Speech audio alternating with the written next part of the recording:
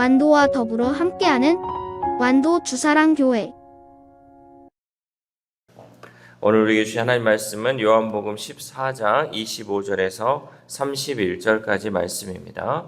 요한복음 14장 25절에서 31절까지 우리 하나님 말씀 한 절씩 교독해서 읽겠습니다. 내가 아직 너희와 함께 있어서 이 말을 너희에게 하였거니와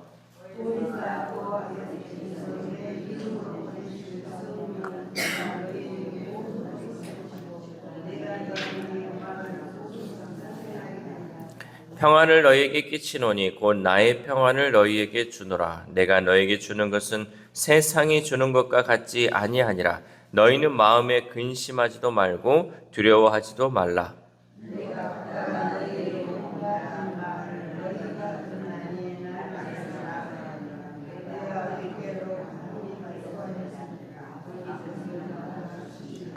이제 일이 일어나기 전에 너희에게 말한 것은 일이 일어날 때에 너희로 믿게 하려 함이라.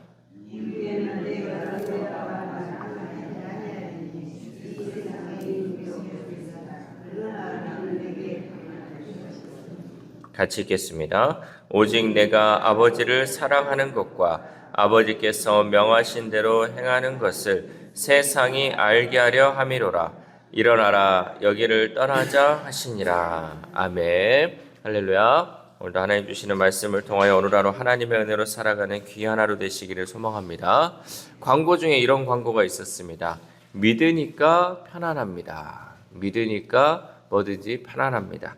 우리가 어떤 문제 때문에 두려워하거나 근심한다면 이는 문제가 크기 때문이 아니라 우리의 믿음이 부족하기 때문이에요. 그리고 우리가 이 세상을 살아갈 때 있어서 여러분 나에게 근심이 많다, 두려움이 많다. 그러면 우리가 무엇을 점검해야 되냐면 내 믿음이 크냐 작냐를 한번 점검해 보시기 바랍니다. 내가 정말 이 모든 문제를 하나님께 맡기고 있느냐? 아니면 내가 이 문제 때문에 정말 믿음이 없이 그냥 하나님 믿지 않고 그냥 내가 모든 것을 해결하려고 이렇게 근심하고 있는지 나를 한번 돌아보시기 바랍니다. 그러면 그 가운데 참된 믿음이 나한테 있냐 없냐가 발견된다는 거죠. 참된 믿음이 있으면 우리는 완전한 승리를 기대하고 오히려 기뻐할 수 있다는 거죠. 뭐든지 우리가 결말을 알고 있으면 마음이 편해요. 여러분 우리가 뭐 축구를 보든 올림픽을 보든요. 생방송으로 지금 경기가 이제 하는 것을 보면요. 이 가슴이 조마조마하죠. 아 저걸 이겨야 되는데 이렇게 하는데 이런 마음으로 봐요. 근데 우리가 다 지난 것을 재방송으로 볼 때 이것이 결과가 나와가지고 이제 우리는 금메달이다 생각하는 것을 보게 된다면 어떻습니까? 마음이 편안하죠. 왜?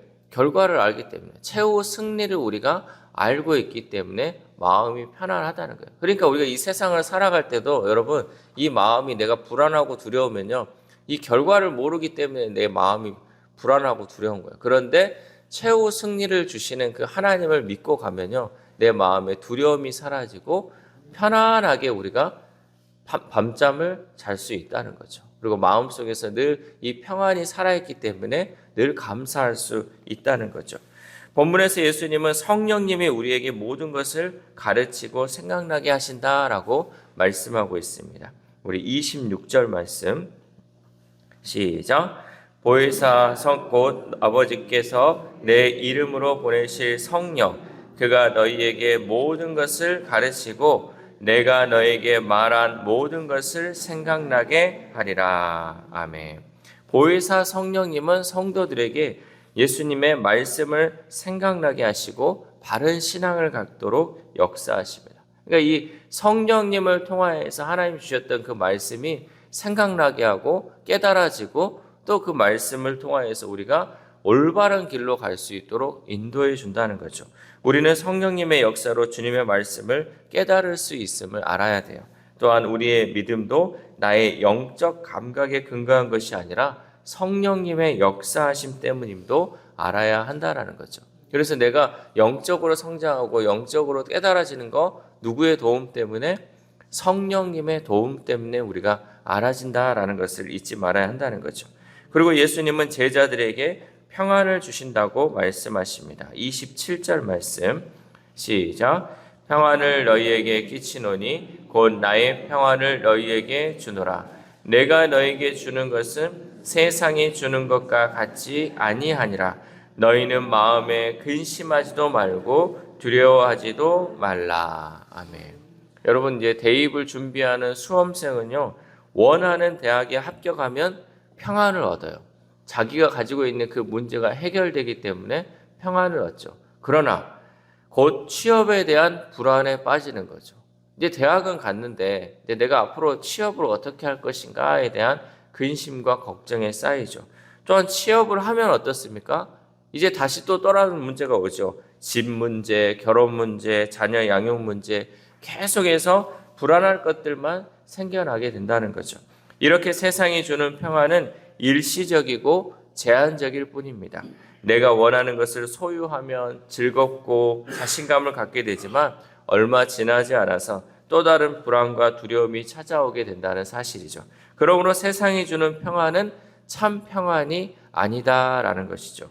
예수님은 이러한 세상이 주는 것과 비교할 수 없는 평안을 주시겠다고 우리에게 말씀하십니다. 세상의 것은 일시적이지만 하늘의 것은 영원합니다. 세상의 것은 불평등하지만 하늘의 것은 햇빛과 빛처럼 모두에게 평등하게 주어진다라는 거죠. 여러분, 세상이 주는 평안, 세상에서 우리가 얻을 수 있는 것은 늘 불공평해요. 가진 자는 더 많이 가져지고요. 또 있는 자는 더 많은 것을 갖게 되지만 하나님이 주시는 것은요, 모두가 똑같아요. 모두에게 똑같이 산소를 주시고 또 모두에게 똑같이 햇빛을 주시고 모두에게 똑같이 비를 내려주심을 통해서 모든 사람이 그 은혜를 누리게 해주시는 것이 바로 하나님이 주시는 거죠. 그래서 하나님이 주시는 것, 하늘이 주는 것, 또 하늘의 것은 모두 다 평등하고 영원하다라는 것이죠. 무엇보다 큰 차이는 평강의 왕이신 예수님께서 주시는 그 평강은 우리 마음속에 있는 모든 근심과 두려움을 완전히 몰아낼 수 있다라는 거죠. 예수님이 주시는 평안이 여러분 있는지를 오늘 이 새벽 돌아봤으면 좋겠어요. 내 마음에 정말 주님이 주시는 평안이 있는가? 내가 여전히 밤잠을 설치면서 근심과 걱정 가운데 살아가고 있는가? 아니면 내가 정말 믿으니까 편안합니다. 그 고백이 나올 수 있는지, 여러분, 예수님이 주시는 그 참된 평안이 내 안에 있는지 다시 한번 점검해서 그 평안이 없다면 다시 한번 우리가 기도함을 통해서 주님이 주시는 그 평안을 누릴 수 있기를 소망합니다. 예수님이 주시는 이 평안은 원어로는 에이레네라고 하는데 그 의미는 그리스도인의 내적 평온을 가리킵니다. 그러니까 우리가 예수 그리스도를 믿는 이 그리스도인이 가지는 내적 평온이 바로 예수님이 주시는 평안이라는 거죠. 예수님은 십자가 처형을 목전에 두고 제자들에게 평안을 주셨어요. 여러분, 지금 상황이요, 예수님이 곧 십자가에 못 박혀 죽으실 그 상황이었어요. 근데 여러분, 예수님이 이 상황 가운데 야, 너희들 깨어 기도해야 돼. 나 이제 곧 죽을 거니까 정말 너희들은 이것만 지금 놓고 해야 돼가 아니라 예수님은 이 상황 가운데에서 제자들에게 주신 것이 바로 평안이었다는 거예요. 정말 힘든 가운데, 정말 어려움이 이 앞에 있는 가운데에서 사람들은 감당할 수 없는 그 고통 가운데 예수님은 제자들에게 평안을 주셨다는 거죠. 여러분, 이 놀라운 사실을 우리가 깨달을 수 있기를 소망합니다. 내 앞에 아주 큰 산더미 같은 문제가 있어도 예수님은 그 가운데 뭐 해라? 평안하라. 왜? 하나님을 믿고 나를 믿으니까 평안해라 라는 거예요. 내적인 평안이 있기를 바랬다라는 거죠. 예수님의 이 평안은 신변의 안전이나 안락과는 상관이 없는 평안이었습니다. 하나님의 뜻에 순종해 십자가의 길을 가시는 예수님은 하나님과 완벽한 화목을 통해 평안을 누리셨어요. 예수님이 평안을 누리셨기 때문에 그 평안을 너희들도 누려라 라고 말씀하셨다는 거죠.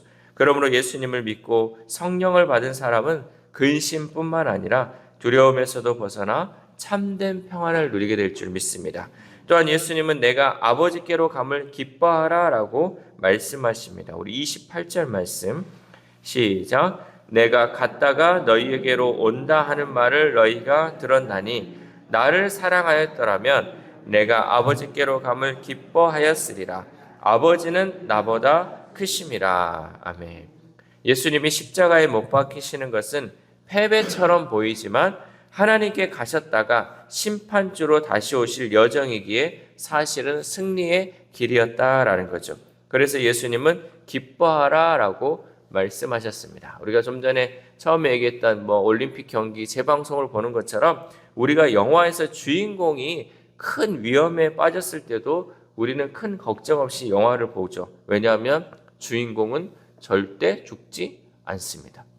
설사 죽는다 할지라도 또 어떻게든 극적으로 살아나서 그 모든 일을 해결하는 것을 우리는 보게 되는 거죠. 그러므로 우리도 마지막 최후 승리자가 될 것이기에 세상에 어떤 문제를 만나도 두려워하거나 낙심하지 말아야 합니다.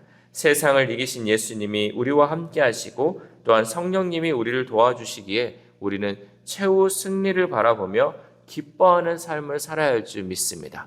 여러분, 이 세상을 살아봤자 얼마나 살겠습니까? 우리가 길어봤자 100년 산다고 하지만 이 100년 동안 근심과 두려움 속에 살아가는 것이 아니라 정말 최후 승리를 바라보면서 하나님과 또 성령님과 기뻐하며 감사하며 살아갈 때 우리의 삶이 정말 천국을 누리는 삶이 될 줄 믿습니다. 그래서 늘 이렇게 말씀을 보고 듣고 또 기도함을 통해서 그 감사가 매일매일 이어지기를 소망합니다. 그 삶을 하나님이 함께 하시고 예수님이 동행하시고 성령님이 우리를 이끌어 주신다. 그 사실을 여러분 잊지 마시고 이 마음에 있는 근심과 두려움 다 내려놓고 정말 기뻐하고 감사하며 살아갈 수 있기를 소망합니다. 그리고 예수님은 세상 임금이 오나 나와는 관계가 없다라고 말씀하시죠. 30절 말씀 시작. 이후에는 내가 너희와 말을 많이 하지 아니하리니 이 세상의 임금이 오겠습니다. 그러나 그는 내게 관계할 것이 없으니. 아멘. 세상 권세를 잡고 있는 사탄은 예수님께 아무런 영향력을 미치지 못합니다. 예수님이 십자가에 못 박히심으로 세상의 임금, 즉 사탄이 잠시 득세하는 것처럼 보이겠지만 예수님 앞에서는 힘없는 존재일 뿐이라는 거죠. 우리가 알다시피 예수님의 십자가는 사탄의 승리처럼 보였지만 전적으로 하나님의 섭리와 주권하에서 이루어진 구원의 역사였다라는 거죠. 우리는 하늘의 백성으로서 이 땅에서 하나님의 권세를 누리는 사람들입니다. 그러므로 땅의 권세에 매여 살아서는 안 되죠. 하늘의 권세로 보호받는 자들답게 이 땅에서 하나님의 자녀답게 하나님이 주시는 그 권세를 가지고 힘있게 능력있게 승리하며 살아야 할 줄 믿습니다. 마지막으로 31절 말씀 함께 읽겠습니다. 시작. 오직 내가 아버지를 사랑하는 것과 아버지께서 명하신 대로 행하는 것을 세상이 알게 하려 함이로라.